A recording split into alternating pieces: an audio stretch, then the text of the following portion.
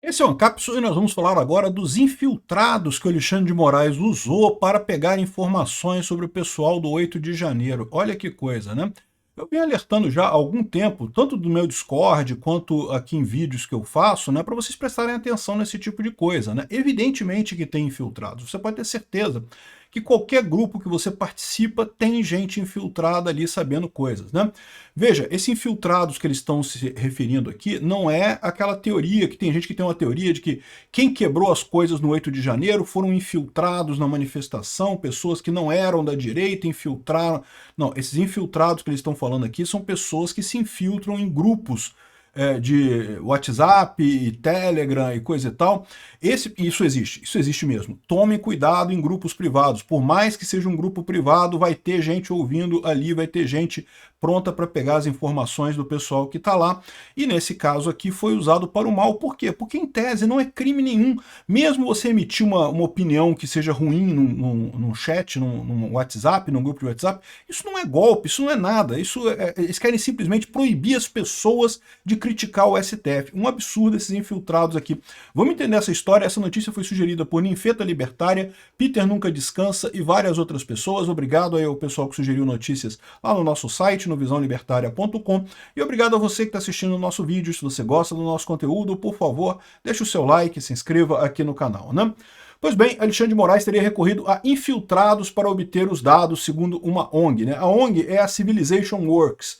Essa ONG que fez o relatório lá junto com o David Agape e o Eli Vieira, né? Então, muito interessante o relatório aqui, e de fato eles falam sobre infiltrados aqui, né? E o curioso aqui, ó, ele falando aqui embaixo, né? A denúncia publicada nesta segunda-feira pela Civilization Works, organização americana que defende ideias liberais, afirma que o ministro Alexandre de Moraes contaria com uma rede de infiltrados que os ajudavam com informações sobre os envolvidos nos atos criminosos do dia 8 de janeiro. Os chamados parceiros infiltrados nos grupos de mensagem incluíam agências de verificações de fatos e instituições acadêmicas. Exatamente aquela galerinha lá do Jorge Soros e da USAID, lembra da USAID? Pois é, quando o Trump assumiu o governo dele, ele cortou um monte de verbas da USAID, que é a Agência de Ajuda Internacional dos Estados Unidos, justamente porque eles estavam gastando fortunas enormes financiando ONGs no mundo todo para causas que supostamente seriam para ajudar a democracia, mas que na verdade estavam sendo usadas para perseguir a direita, né? E aqui no Brasil mesmo, a gente viu que várias empresas dessas chamadas checagens de fato estavam recebendo dinheiro da USAID, e no final das contas a checagem de fato, como vocês sabem, ela é na verdade uma forma de censurar a direita. Não porque eu esteja dizendo que tudo que é falado na internet não tem fake news na internet. É lógico que tem fake news na internet. A questão é que você vê coisas à direita sendo tratadas como fake news de forma sem nenhum sentido, sem nenhuma lógica, ao passo que você tem coisas na esquerda muito piores que não são sequer verificadas, né? Quer ver um exemplo disso? Olha só essa fake news que está aqui na checagem de fato do Globo aqui, ó. É fake que foto de multidão na praia de Copacabana seja no ato a favor de Bolsonaro no domingo. A imagem é de 2022. Ué, peraí. Aí eles falam aqui que essa foto aqui, segundo eles, é fake. Realmente, essa foto aqui é do ato de 2022, não é de agora. Mas a impressão que dá aqui é que não teve ninguém em Copacabana nesse domingo agora, e teve muita gente. Vocês sabem que teve gente pra caramba. Então repara como é que eles usam esse truquezinho de tentar desmentir uma coisa. Eles pegaram um fato, que é uma pessoa que publicou a imagem antiga aqui em Copacabana, e para dizer, para dar a entender que não tinha gente em Copacabana nesse domingo, quando tinha um monte de gente em Copacabana nesse domingo. É verdade, não tinha tanta gente quanto em 2022. Foi no 7 de setembro de 2022 isso daqui, realmente estava muito cheio a Copacabana em 7 de setembro de 2022, né? Isso, eu estava lá também, eu vi. Mas a verdade é que sim, teve muita gente nesse domingo agora, dia 3 aqui, ó. Publicada nesse domingo, dia 3, no X, a legenda da publicação diz Brasil na rua e exibe uma multidão de pessoas vestidas de verde e amarelo carregando bandeiras do Brasil. Mas não é coisa... Ou seja, eles em momento algum botaram a foto atual. Podia ter botado a foto atual e falar, tá vendo? Tinha muita gente também hoje. Essa foto é errada. Reparou os truquezinhos que esse pessoal usa? Vai ter um monte de gente esquerdista dizendo não, que não tinha ninguém no dia 3 de agosto, agora no domingo, porque o Globo diz que é fake. essa checagem de fatos é absurda, né? Muito melhor são as notas da comunidade, porque você tem a capacidade de checar de todos os lados, não fica só os esquerdistas checando a direita, né?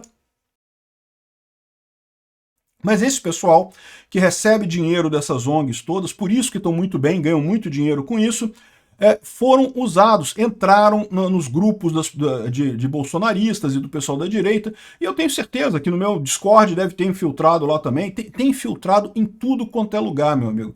Tome cuidado com o que você fala nesses grupos, tem que prestar muita atenção. Por isso que eu faço uma moderação muito rigorosa lá no Discord e tento fazer uma moderação muito rigorosa em todos os meus sites por conta desse tipo de situação, né?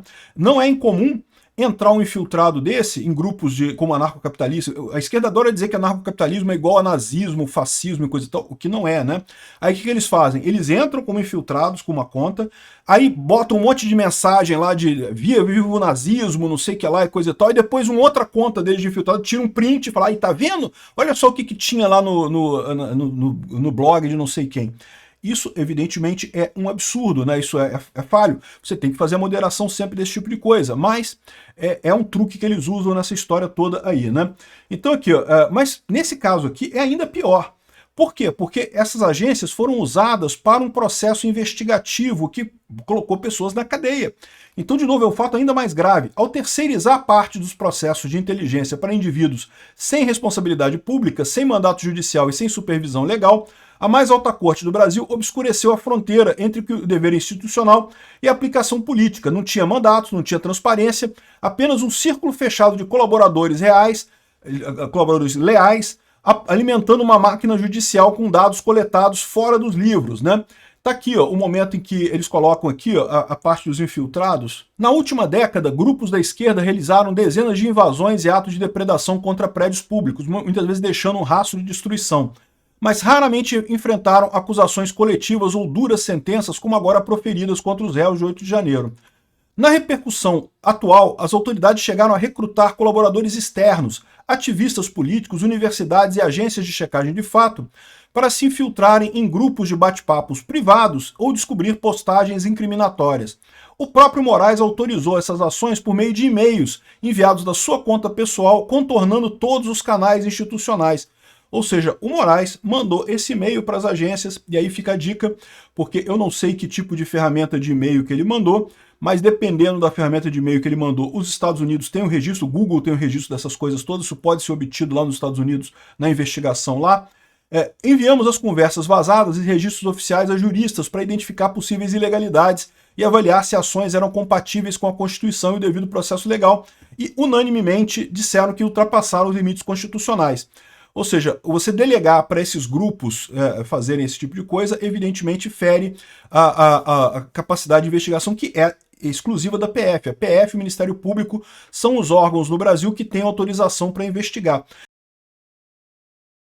E por que só esses órgãos têm autorização para investigar? Qual é a lógica? Por que não deixa qualquer um investigar qualquer um? Porque, evidentemente, isso cria um ambiente de perseguição, né?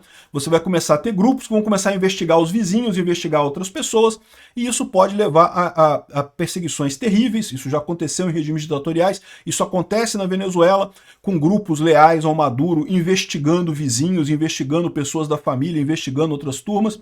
No final das contas, isso é uma coisa terrível, né? Mas esse pessoal faz isso com toda a alegria do mundo. Por quê? Porque eles são de esquerda, estão desesperados, porque estão perdendo força política, querem a todo custo se manter no poder aqui no Brasil, né? Então, esses são os infiltrados. É muito importante notar que não são os infiltrados que algumas pessoas dizem que haviam no dia 8 de janeiro. Eu, até hoje, não vi nenhuma evidência disso. Ah, olha aqui esse vídeo, Peter, tem um cara aqui quebrando as coisas. Tá, mas como é que eu vou saber se esse cara é infiltrado ou não é um manifestante que estava ali antes, que chegou antes ali? Eu, sinceramente, não vi nenhuma prova real de que houve infiltração na manifestação. Mas, de qualquer forma, eles dizem que teve esses infiltrados. Esses aqui não são esses. Seriam infiltrados que entraram em grupos de WhatsApp, em grupos de Telegram, em Discords e coisa e tal. Então, faça sempre isso, tome sempre cuidado, sempre tenha em mente que existem pessoas ouvindo qualquer que seja o grupo que você fala, né? E olha, isso daqui é só mais um trechinho da Lava Toga 2, né, da Vaza Toga 2, né? Que é a continuidade da publicação dos arquivos, daqueles 6 GB de dados que tinha no celular lá do Eduardo Tagliaferro, que agora está sendo feita pela investigação aqui pelo David Agape e o Eli Vieira com por essa instituição, a Civilization Works, lá nos Estados Unidos, né?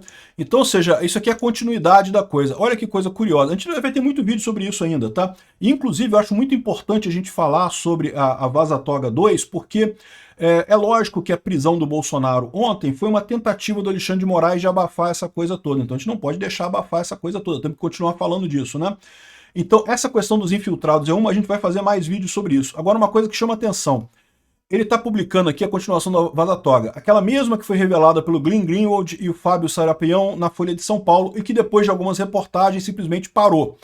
Ou seja, pressão do STF com certeza, né?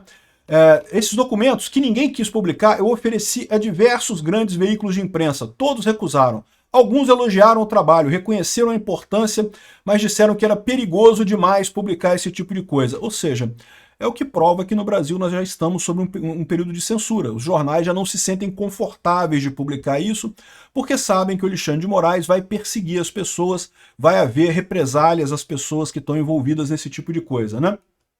Então, no final das contas, eles publicaram lá no exterior, com grandes jornais, e mais importante, é a profundidade dessa coisa toda aqui. Olha só, os jornais brasileiros não tiveram coragem de publicar isso devido às ameaças do Alexandre de Moraes, né? Outra coisa que o David Agape ressalta aqui, ó, algo que ficou implícito na nossa reportagem da Vaza Toga 2, mas que é preciso destacar, é que conversamos com fontes ligadas ao TSE. São pessoas, no plural, que tiveram a coragem de contar o que realmente aconteceu por dentro da máquina de perseguição que se montou no país. Com testemunhos valiosos, nos ajudaram a confirmar documentos, esclareceram nossas dúvidas. Por razões óbvias, não podemos revelar esses nomes nesse momento, mas deixo aqui meu reconhecimento e agradecimento a esses heróis sem nome que tiveram a dignidade de romper o silêncio. Ou seja, ele está falando que não só o Eduardo Tagliaferro, a gente já está sabendo que está acontecendo isso, mas não foi só ele, também teve outras pessoas no TSE que foram consultadas e que confirmaram essas informações, ou pessoas ligadas ao TSE que confirmaram essas informações, né? Mostrando a veracidade e a profundidade disso. Realmente impressionante a coisa. Obrigado por assistir o vídeo até o final. Além de curtir, compartilhar e se inscrever no canal, considere se tornar patrocinador com valores a partir de R$ 1,99. Clique no botão Seja Membro abaixo para saber as condições e vantagens de patrocinar o canal. Mais informações sobre o nosso projeto, visite nossos sites indicados na tela.